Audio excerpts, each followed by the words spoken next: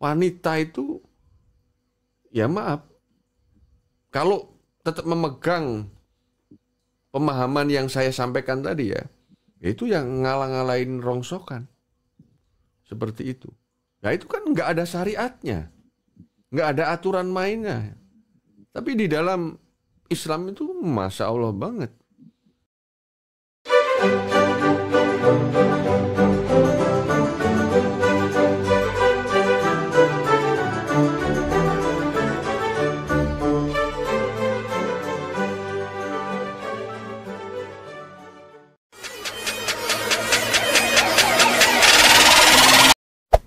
Hey there.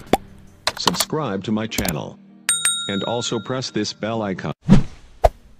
Saudara-saudaraku yang terkasih di dalam Tuhan, apa kabar Anda semuanya di sore hari ini?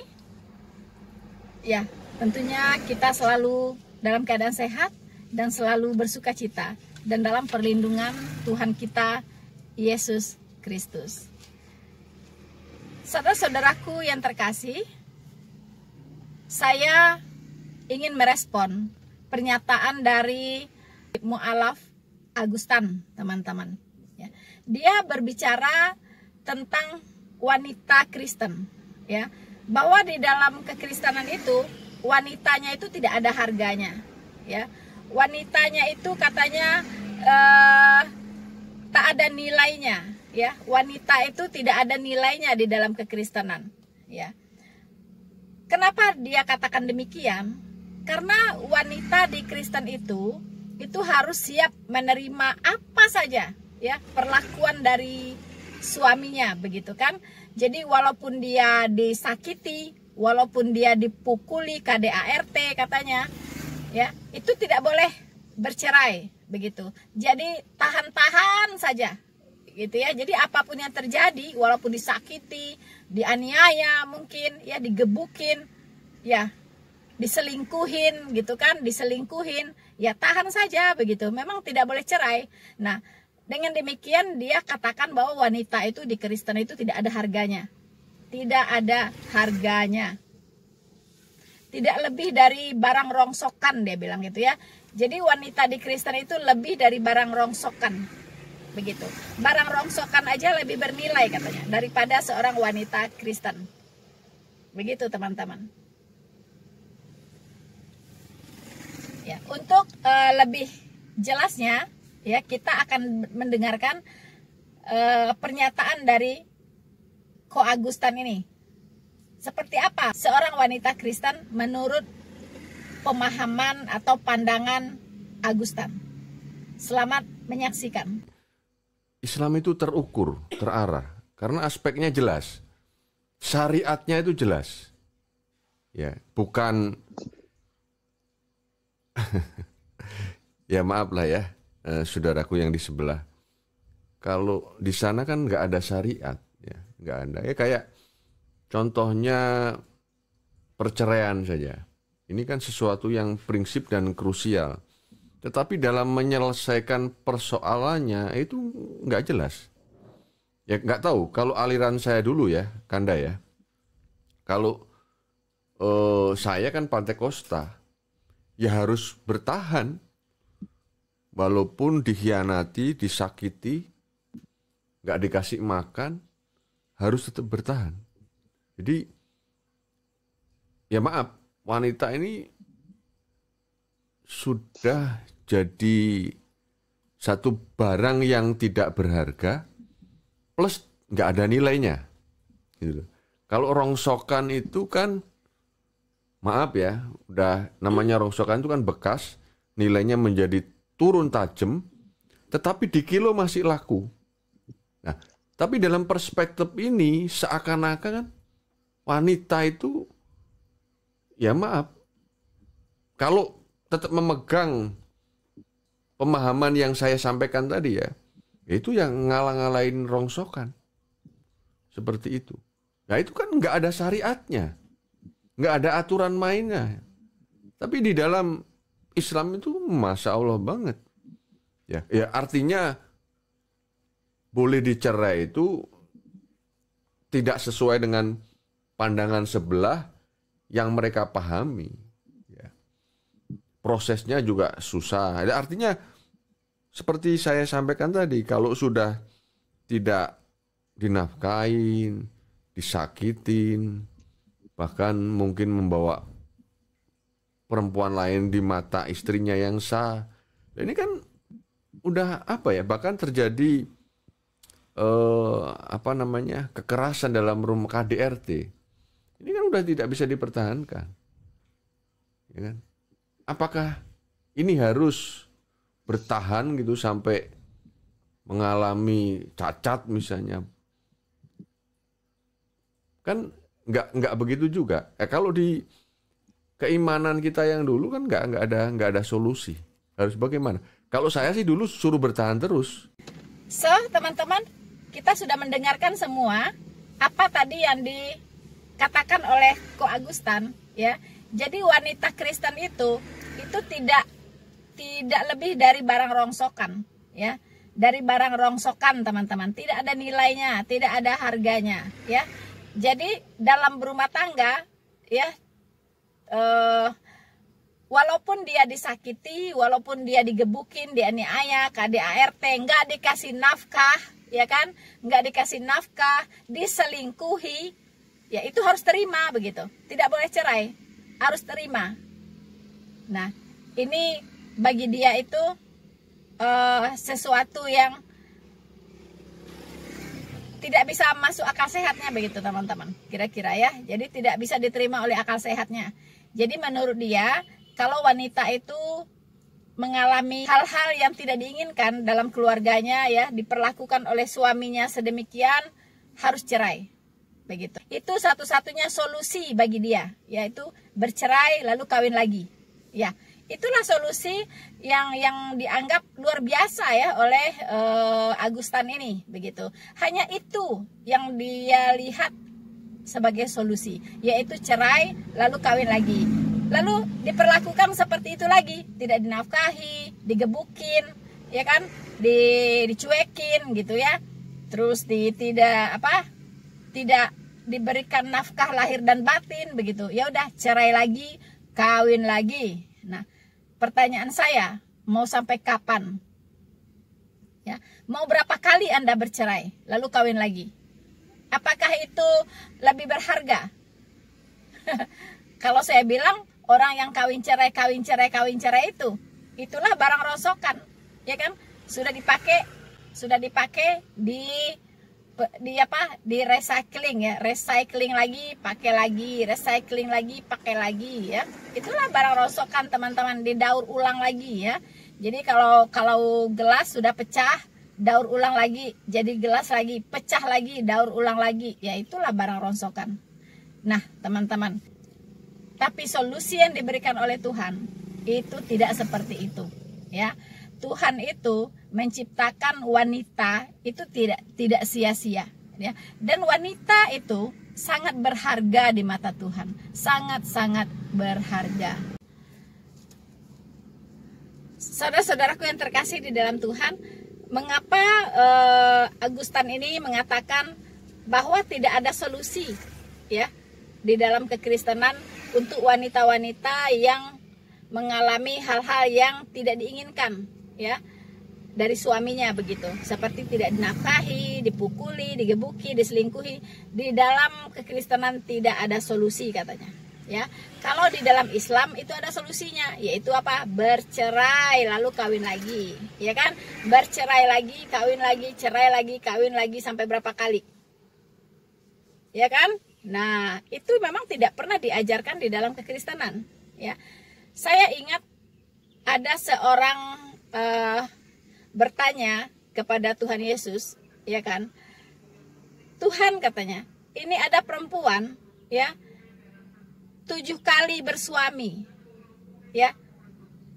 Bersuami, mati suaminya, kawin lagi, mati lagi, kawin lagi, mati lagi, kawin lagi.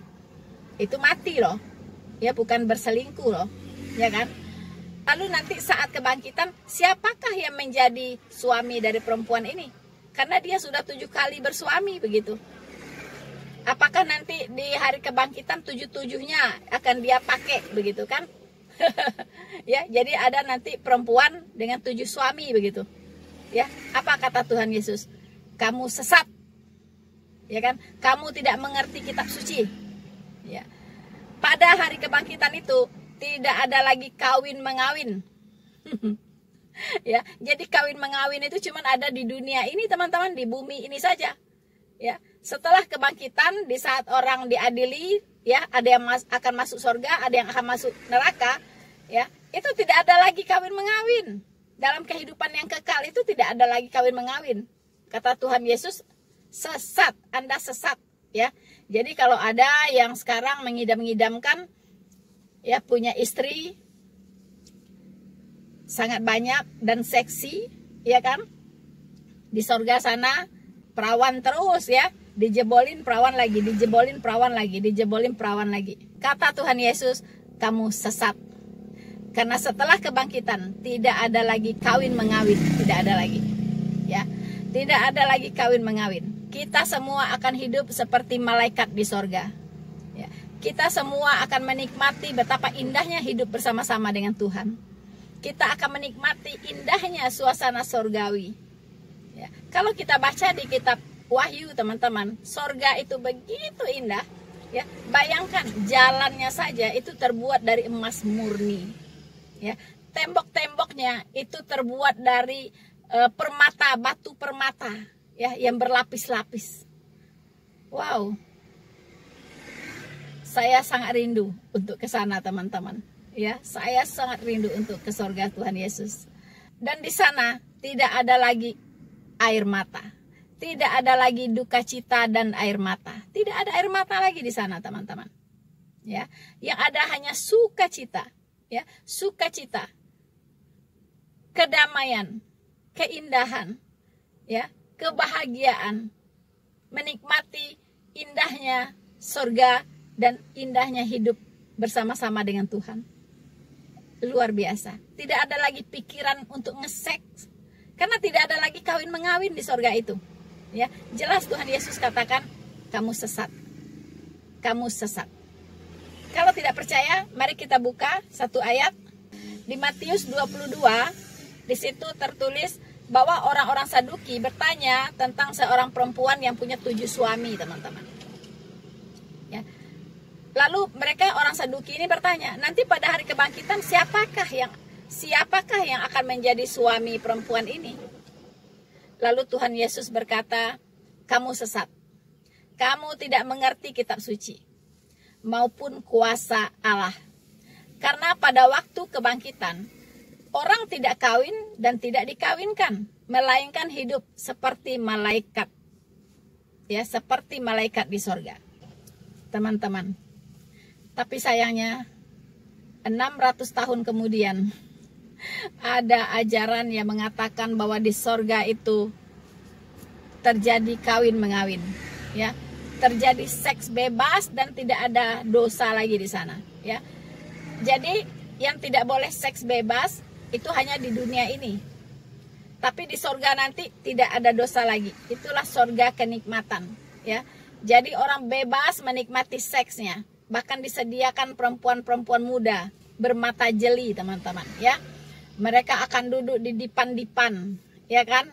Mereka akan melayani, ya, para lelaki, ya, untuk apa? Untuk melampiaskan nafsu seksualnya. Dan mereka disebut adalah istri-istri mereka, ya. Istri-istri mereka yang bermata jeli, yang bertubuh bening, teman-teman, ya. Dan bahkan keperawanannya bisa buka tutup. Luar biasa, ya, teman-teman. Dan itu ada sekitar 600 tahun kemudian, setelah Tuhan Yesus mengajarkan, menyesatkan orang yang mengatakan bahwa di sorga itu masih ada kawin mengawin. Luar biasa.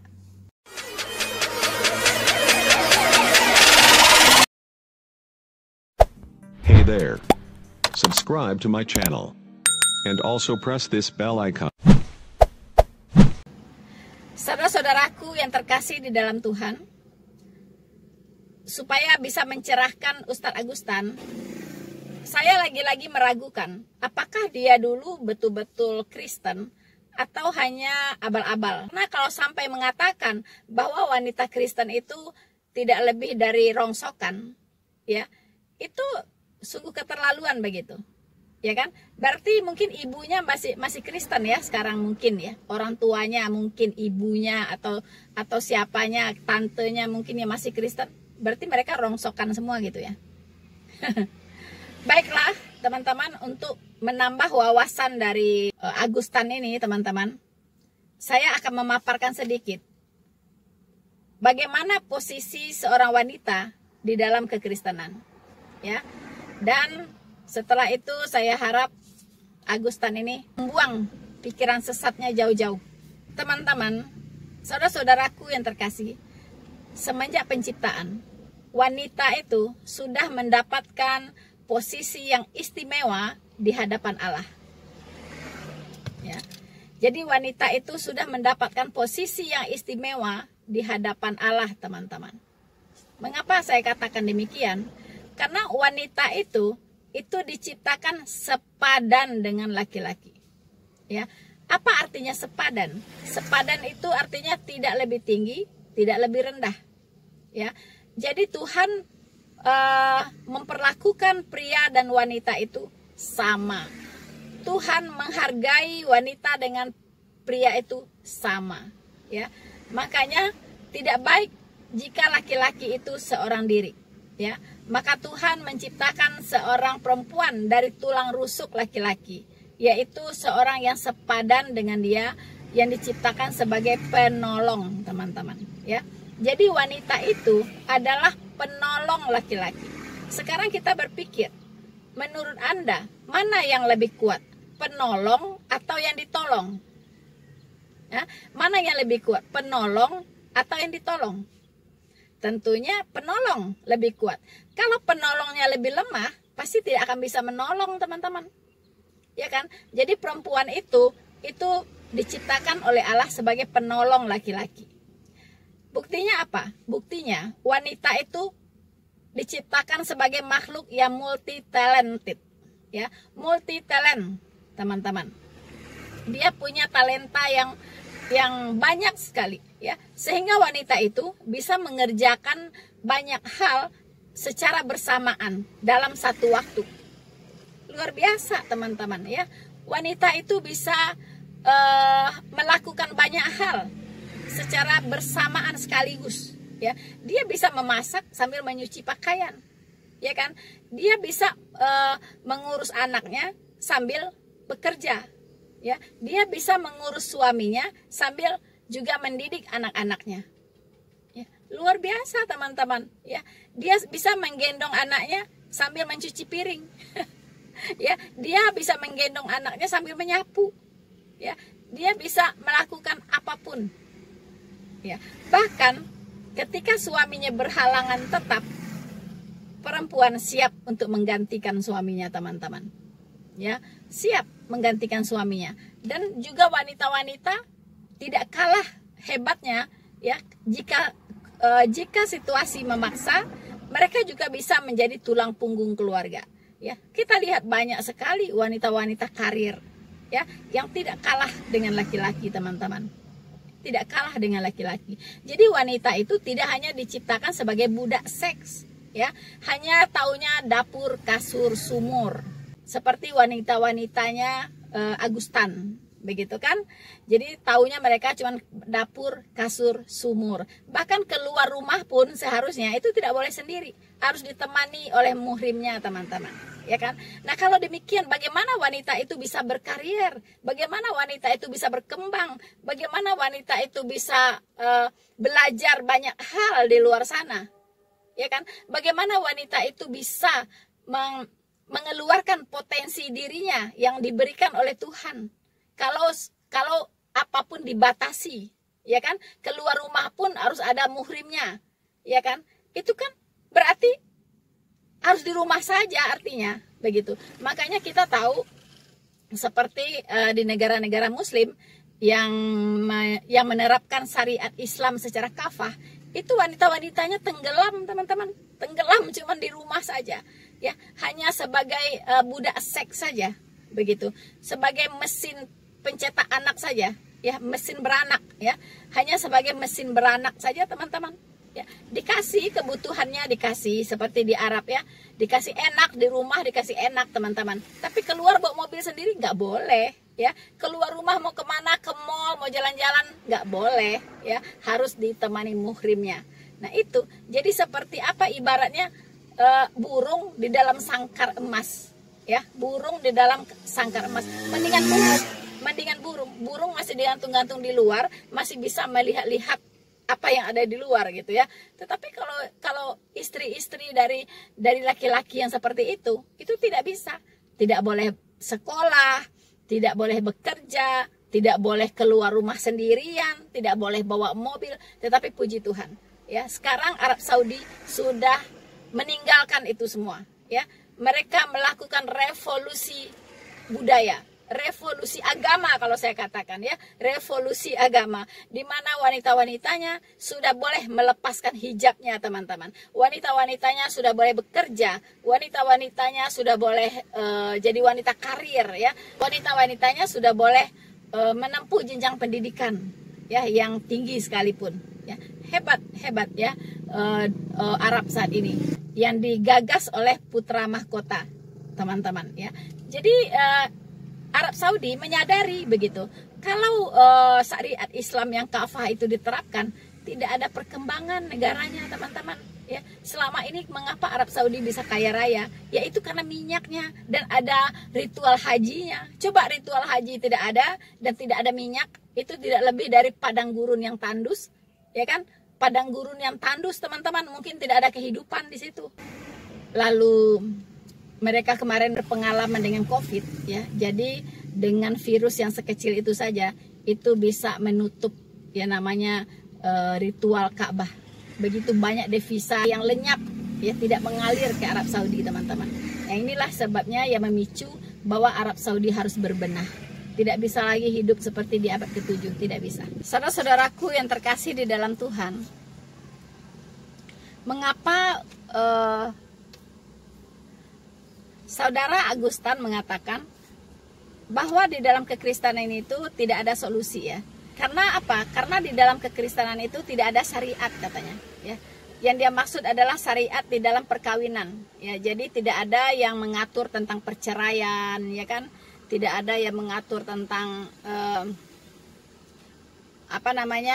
seperti di Islam ya, talak 1, talak 2, talak 3 ya kan. Nah tidak ada di dalam kekristenan. Agustan, saudara Agustan ya harus tahu bahwa Tuhan ya, Tuhan Allah di dalam Alkitab itu sangat membenci yang namanya perceraian. Mengapa Alkitab tidak mengatur adanya perceraian? Karena memang tidak boleh bercerai. Kalau tidak boleh, ya untuk apa diatur begitu, ya kan? Nah, beda dengan di Islam, ya kan? Perceraian diatur begitu. Terus perkawinan juga macam-macam tuh diatur, ya. Ada perkawinan adanya mutah, ya kan? Ada perkawinan kawin siri, kawin mutah. Itu semua diatur. Kenapa? Ya karena memang boleh gitu. Tapi di dalam kekristenan, kalau misalnya orang itu kawin lalu bercerai, ya kan? Lalu dia kawin lagi, itu dia berzina. Dia berzina, teman-teman. Kalau suami menceraikan istrinya, lalu dia kawin lagi dengan perempuan lain, dia berzina. Begitupun istri. Kalau istri menceraikan suaminya, lalu kawin dengan laki-laki lain, dia berzina. Begitu. Anda boleh bercerai, tapi Anda tidak boleh kawin lagi. Tidak boleh kawin lagi. Gitu. Kalau Anda sampai kawin lagi, itu Anda berzina. Itu yang diatur di dalam Alkitab. Karena Allah tidak mengizinkan suami istri itu bercerai, maka Alkitab syarat dengan pengajaran bagaimana harus hidup sebagai suami istri. Ya, bagaimana orang harus hidup sebagai suami istri, itu sangat kental ajarannya di dalam Alkitab. Kita bisa baca di Markus 10 ya. Itu ayat 2 sampai 12 ya. Di situ dikatakan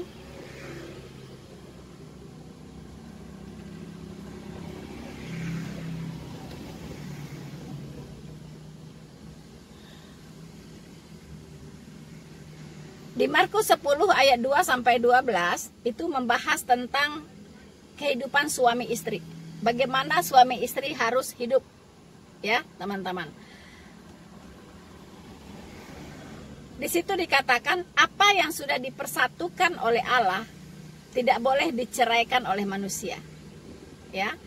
Jadi memang manusia suami istri tidak boleh bercerai. Yang mempersatukan suami dan istri itu adalah Allah. Ya. Hawa diciptakan dari tulang rusuknya pria, dari tulang rusuknya Adam. Jadi tulang rusuk Adam itu hilang satu, ya, hilang satu teman-teman. Nah, kalau misalnya tulang rusuk yang diambil untuk menciptakan perempuan itu cuma satu, lalu kalau orang berpoligami itu tulang rusuk siapa yang dia curi, teman-teman? Ya, tulang rusuknya yang hilang cuma satu. Artinya istri untuk orang ini cuma satu, boleh satu saja, begitu. Karena dari tulang rusuknya itu hanya diciptakan satu perempuan, satu wanita, satu istri dia, begitu. Nah, kalau dia berpoligami, itu tulang rusuk siapa yang dia ambil, begitu, ya kan? Karena setiap laki-laki punya tulang rusuknya sendiri. Tuhan tidak menciptakan 2 perempuan atau 3 perempuan, 4 perempuan dari tulang rusuk Adam, tidak. Ya, Tuhan menciptakan satu perempuan dari satu tulang rusuk. Ini harus ingat, ya. Satu perempuan dari satu tulang rusuk saja. Jadi makanya tidak boleh begitu, ya. Anda berpoligami, itu Anda sudah mencuri tulang rusuk orang lain, tulang rusuk laki-laki yang lain, begitu. Ya, akhirnya udah kacau begitu kan. Si A mungkin ngambil tulang rusuknya si B, ya kan? Si B ngambil tulang rusuknya si C, si D, si E, gitu kan? Karena istrinya 4. Itu kan kacau semua, teman-teman. Kacau semua, ya. Nah,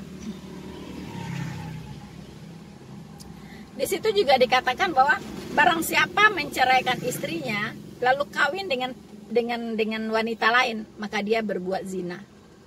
Begitupun dengan istrinya. Kalau dia menceraikan suaminya lalu dia kawin dengan laki-laki lain, maka dia berbuat zina.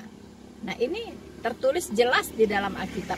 Makanya suami istri itu tidak boleh bercerai. Makanya di dalam kekristenan itu ada tradisi, ya. Sebelum orang itu menikah, dia harus mengikuti dulu, ya, penyuluhan pranikah. Bagaimana Anda harus hidup sebagai suami istri? Apa yang harus Anda perhatikan seturut dengan ketentuan yang sudah digariskan oleh Tuhan di dalam Alkitab? Bagaimana si suami harus bersikap? Ya, si suami harus mengasihi istrinya seperti Kristus mengasihi jemaat. Ya, si istri harus tunduk kepada suaminya seperti kepada Tuhan. Nah, kalau ini ketemu dua-duanya, itu tidak ada perceraian, teman-teman. Tidak ada. Karena si suami mengasihi istrinya seperti Kristus mengasihi jemaat. Artinya sangat-sangat mengasihi istrinya. Ya. Sangat mengasihi istrinya. Bahkan Kristus itu memberikan nyawanya, ya, untuk jemaat. Ya. Jemaat adalah tubuh Kristus. Ya kan? Jadi Kristus sangat mengasihi tubuhnya, teman-teman. Ya kan? Sangat mengasihi tubuhnya. Begitupun suami harus mengasihi istrinya seperti Kristus mengasihi jemaat. Kasih yang tak terbatas, teman-teman. Ya. Dan istri harus tunduk kepada suaminya seperti kepada Tuhan. Nah, inilah yang diatur di dalam kehidupan suami istri di dalam kekristenan. Jadi kalau dua ini dilakukan, masing-masing melakukan peranannya masing-masing dengan baik, ya. Si suami mengasihi istrinya, ya, dengan kasih agape, sangat mengasihi istrinya. Kalau si suami mengasihi istrinya, pasti dia tidak akan selingkuh. Pasti dia tidak akan memukul istrinya. Pasti dia akan menafkahi, akan mencukupi istrinya. Ya, pasti dia akan membahagiakan istrinya. Ya, itu kalau dia memang betul mengasihi istrinya seperti Kristus mengasihi jemaat. Ya, apa yang dikatakan oleh Agustan tadi itu tidak akan terjadi kalau laki-laki ini benar-benar melakukan firman Tuhan, yaitu apa? Mengasihi istrinya. Tidak akan terjadi itu KDART, tidak akan terjadi selingkuhan, tidak akan terjadi pengkhianatan, tidak akan terjadi pemukulan, kekerasan dan sebagainya, atau penelantaran, tidak dikasih nafkah, tidak akan terjadi kalau si suami ini melakukan perannya secara sungguh-sungguh, ya, dengan takut akan Tuhan, yaitu mengasihi istrinya. Ya, seperti Kristus mengasihi jemaat. Begitupun dengan istri. Si istri harus tunduk kepada suaminya seperti kepada Tuhan. Ya, bagaimana mungkin istri tidak tunduk kepada suami yang sangat mengasihi istrinya? Ya, tidak logis, teman-teman. Jadi solusinya di dalam kekristenan bukan bercerai. Solusi di dalam kekristenan untuk rumah tangga itu bukan bercerai, tetapi lakukan firman Tuhan ini. Ya, lakukan, masing-masing melakukannya dengan baik. Ya, lakukan. Anda menghormati suami Anda, tunduk kepada suami Anda bukan karena suami Anda baik, bukan. Ya, Anda tunduk kepada suami Anda karena itu yang diperintahkan oleh Tuhan. Lalu Anda suami, Anda mengasihi istri Anda bukan karena istri Anda baik, melayani Anda dengan baik, ya kan? Bukan. Ya, tapi karena Anda menjalankan perintah Tuhan. Ya, yaitu Anda sangat-sangat taat, takut akan Tuhan. Makanya Anda menjadi suami yang sangat mengasihi istri. Ini yang harus jelas di dalam kehidupan rumah tangga suami istri. Jadi lakukan aja bagian Anda. Ya, Anda mengasihi istri, ya, seperti Kristus mengasihi jemaat. Lakukan saja itu. Kalau bagaimanapun si istri Anda, mungkin dia belum tunduk, mungkin dia belum nurut sama Anda, ya kan? Tapi kasihi terus, kasihi terus, kasihi terus. Lakukan bagian Anda, lakukan bagian Anda.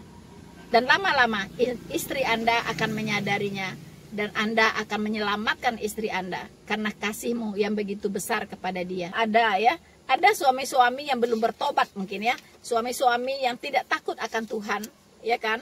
Ada, ya, pasti ada saja. Bukan hanya di dalam kekristenan, ya, di dalam laki-laki Islam pun itu banyak, ya kan? Itu banyak. Bukan saja tidak dinafkahi, tapi juga disakitin, digebukin, ya kan? Bahkan dipoligami, ya kan ya? Dikhianati, diselingkuhi, wah lengkap deh, ya.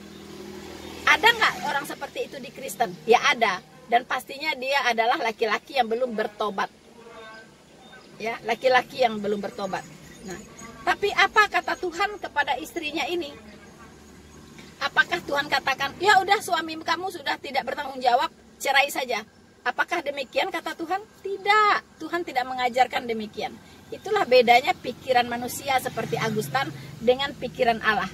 Ya, Allah tidak mengajarkan hal seperti itu. Kalau ada masalah cerai, kawin lagi. Ada masalah cerai lagi, kawin lagi. Itu katanya solusi, kata Agustan. Tetapi Tuhan yang Maha Kasih, yang Maha Kudus tidak mengajarkan hal seperti itu.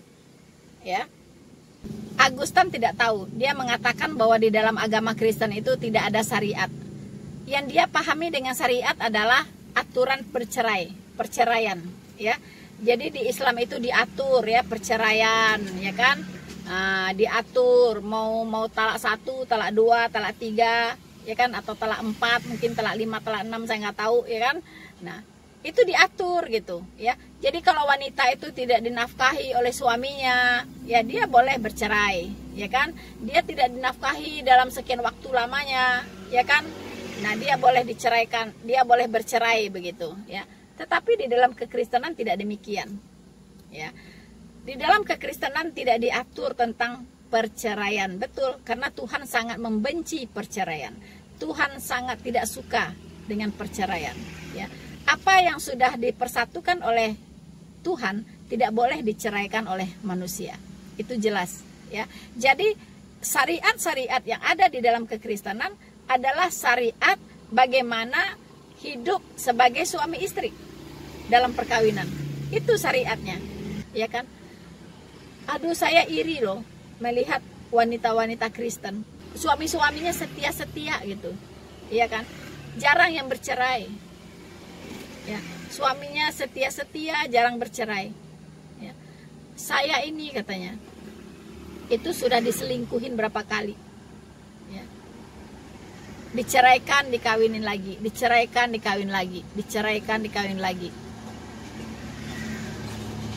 Mana yang jadi barang rongsokan menurut Anda, Agustan? Jadi Anda harus berpikir lebih cerdas, ya. Mendingan ya Anda itu belajar dulu lebih banyak, seperti yang disarankan oleh Dan Cemumek, ya. Anda sebagai mu'alaf mendingan Anda belajar agama Anda deh, ya. Dalami agama Anda, ya. Karena kalau Anda bicara tentang kekristenan salah melulu gitu, salah melulu, nggak ada benarnya, ya. Jadi daripada malu-maluin, mendingan jangan ngomong tentang Kristen deh, ya. Mendingan Anda ngomong agama Anda sajalah, ya. Cerdaskanlah umat Anda, cerdaskanlah kawan-kawan seiman Anda, ya. Lebih baik itu lebih berguna daripada Anda hanya bicara-bicara tentang agama orang lain, bicara-bicara tentang kekristenan tapi salah melulu, nggak ada benernya gitu, ya. Malu-maluin, sungguh malu-maluin. Oke teman-teman, jadi satu kata, kita sangat berbahagia menjadi wanita Kristen. Tuhan sangat mengasihi kita. Tuhan memposisikan kita sebagai wanita-wanita yang bernilai, sebagai wanita-wanita yang berharga. Kita tidak boleh diperlakukan oleh laki-laki seperti mainan. Kalau dia suka dia pakai, nggak dia suka dia buang, ya. Dia suka dia pakai lagi, dia nggak suka dia buang lagi. Tidak bisa, tidak bisa begitu. Bahkan teman-teman, ya, kita adalah wanita yang sangat berharga. Kita bersyukur, kita bangga menjadi wanita Kristen. Kita tidak dihalang-halangin untuk bertumbuh kembang.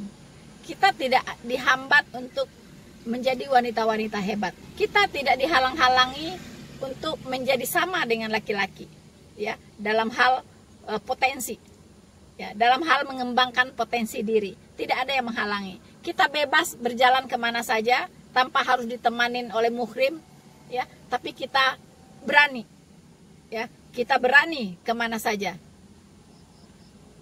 Kita merdeka. Kita adalah wanita-wanita yang merdeka, yang punya nilai, yang punya value, ya. Bukan wanita-wanita yang terkungkung. Bukan wanita-wanita yang diperlakukan hanya sebagai budak seks. Tidak, ya. Wanita-wanita Kristen adalah wanita-wanita hebat. Wanita-wanita yang dikasihi oleh Tuhan, wanita-wanita yang dihormati oleh suaminya, yang dikasihi oleh suaminya. Dan kita adalah wanita-wanita Kristen yang sangat mengasihi suami, ya, tunduk kepada suami.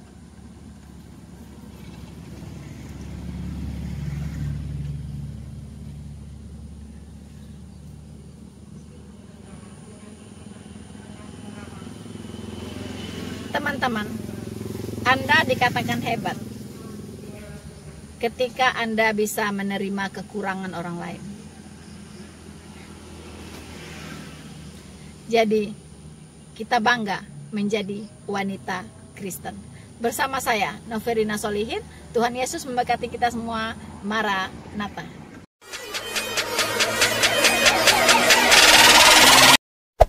Hey there. Subscribe to my channel.